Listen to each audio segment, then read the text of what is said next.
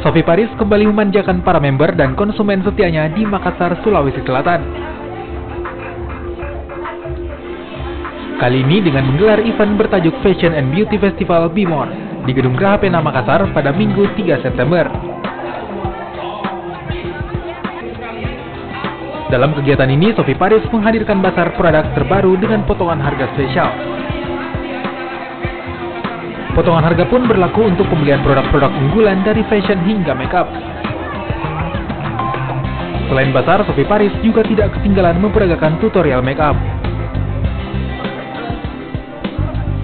Selain kemudahan berbelanja, festival ini juga memperkenalkan katalog produk terbaru Sophie dan memberikan tips-tips marketing Sophie Paris.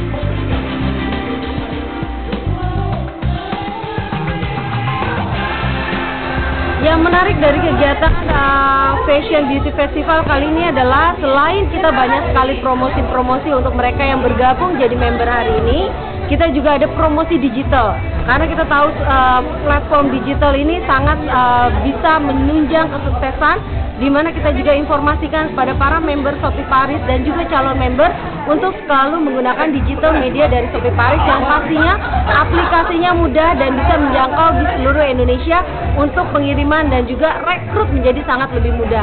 Selain itu kita ada bazar, kemudian juga ada program-program yang sangat berbeda dari hari-hari biasanya.